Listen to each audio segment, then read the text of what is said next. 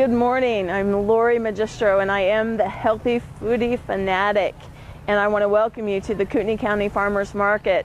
This is our 4th week, and things are getting very, very exciting around here. You can tell the weather is warm.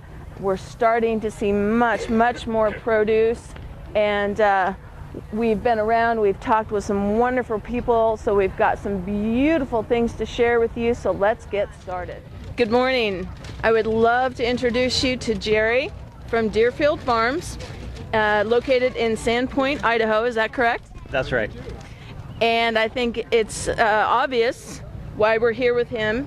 He has some of the most beautiful tomatoes that we have seen, and it is amazing that we're seeing tomatoes at this time of year. Do you normally have a crop this early? We do. Yeah. We start these tomatoes in January. Okay. And we grow them in a controlled environment greenhouse. Well, I can tell you, as a tomato lover and an amateur gardener, I look at these and I'm just amazed. And Jerry does have an organic status. So Jerry, can you tell us just a little bit about why you chose to go organic and some of the stumbling blocks maybe that you've encountered in that process? Sure. Well, we like the principles behind organic farming, and being this far north, we had to come up with a compromise by growing them inside of the greenhouses, but we were able to find a organic growing system that works for us.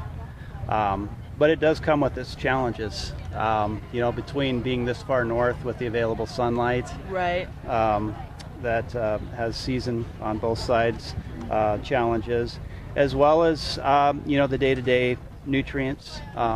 Being certified, it's not like a hydroponic situation where we can get immediate results if we see the plants needing something nutrition-wise.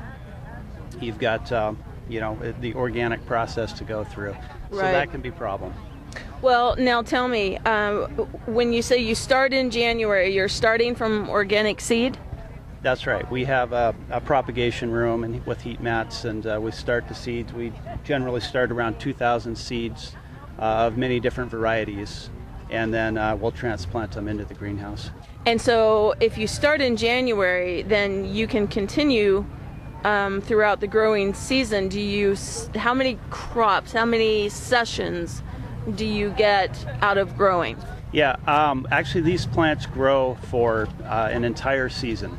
Really? So the way we grow them, they once they finally get into the production stage, which is somewhere around 110 days, they'll go ahead and produce all the way through sometime in November. Oh, that's fantastic. Yeah. So do you share everything with the public, or do you keep some for your family? Well, we have found a way to do both, and so we take the ones that have blemishes or problems with them, and we eat those regularly, and we've also come up with a way to dry them. Okay, yeah, I noticed that you have some dried tomatoes over here. Yep. Now, are these dehydrated? Are they sun-dried? What kind of product do you have over here? They're definitely dehydrated. Yeah, we don't have enough sun to make that work. Wouldn't we all like a little more sun around here in Idaho? Yeah. Well, I tell you what is one of your favorite varieties that you grow? I know that you have quite a few, and I've already purchased them from you. In particular, I want to know what one of your favorite varieties is, and then I purchased some that have chocolate tomatoes in it. So can you talk to me a little bit about those two things? Yeah. Well, we have our kind of what I call our bread and butter varieties, which are a beefsteak type tomato. Big slicers, and we grow those in your traditional red, and then we also do an orange beefsteak, which a lot of people really enjoy. They're not nearly as acidy as the red.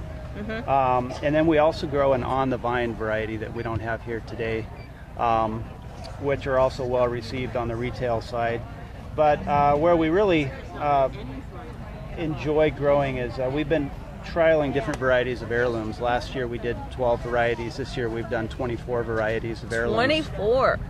And they range in size from the smallest little fingernail size grape up to some of these big Italian paste tomatoes. Now, did you have success with the new heirloom varieties? We had success on most, but there's definitely some that we'll not try again, just for maybe we can't meet all the climate needs that they have. Right, it's a work in progress. You don't know. You have to learn as you go. That's right. Yeah. Exactly. Well, I can't wait to try your tomatoes, and I hope that we will see you here many, many, many Saturdays to come, because he certainly does have some of the most beautiful tomatoes available. Thank you so much for your time, Jerry. You bet. Thank you. Hello and welcome to Pasta Fresca. I would like to introduce you to Bernadette, to Holly, and to Sarah. This is a new booth here at the Kootenai County Farmers Market, and we are excited to hear about your product. Tell us how you got started with this particular product. Well, our father's from Italy, and so we've always cooked, and he was a pastry chef, and we've grown up making ravioli and pasta. So we just decided as a family that we like to get together and cook, and we started last year, and we now are carrying it in a couple stores and are selling it here at the market. That's fantastic. Are you selling it in stores locally? Yes, at the Flour Mill in Hayden, and then also at Williams Seafood in Spokane Valley. And so are you all related? Are you all sisters? Yes, we're all sisters. Oh, I love that. I think that's just fantastic. And our sister-in-law does it with us as well, and our friend makes our aprons. That is great. I want to point out some of the adorable aprons. They make them for adults, and they also make them, ladies, can we show them the aprons for the little ones? So the little boy aprons. Isn't that the cutest thing you've ever seen? If it's got a dinosaur on it, you know he's going to wear it, you know? And then we also have some little ones for the little lady of the house. Isn't that fantastic? Okay, so tell me about some of the different pastas that you make. We make a basic cheese ravioli, which has mozzarella, ricotta, and Parmesan cheese in it. And we sell them frozen so that they're easy to store and cook. Okay. They take about 5 minutes to boil up. That's our basic recipe, is the cheese. And then we also do a spinach ravioli that also has the cheese base in it. Acorn squash, which has mascarpone. It's kind of like the butternut squash that a lot of people like. Right. We make a porcini mushroom ravioli. That sounds delicious. That's one of our top sellers and one of our favorites.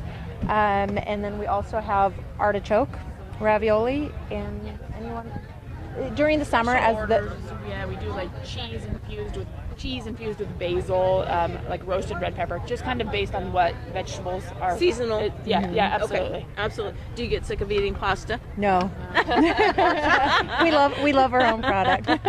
That's fantastic. Okay, so you make ravioli. What am I looking at here? Angel hair pasta? This is our 100% semolina pasta. Okay. So we make that. Right now we just have this angel hair, and then we also do like a corkscrew and a shell. And okay. So pretty much a wide variety.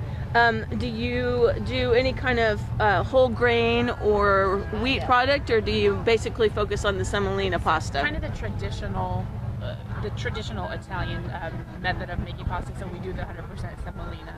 Good for you. You're sticking to tradition. Are you feeling the pressure? Because have you in the supermarkets you see everything is whole grain, which is we love whole grain. We're not saying that. But as a family tradition, are you feeling the pressure to try and change what you were raised with? We do have a lot of requests because a lot of people who come through the market gluten-free and all of that. But right now we're set up. This is what we do. This is our a recipe that we've used for a while. So we're not going to branch out right now because we're still kind of testing the waters for everything. We also do a fresh tomato sauce that we'll carry on certain weekends, and we do cannoli sometimes. And wonderful. So we can expect to see you here throughout the summer then? Yes. This won't be the only time that we'll see you?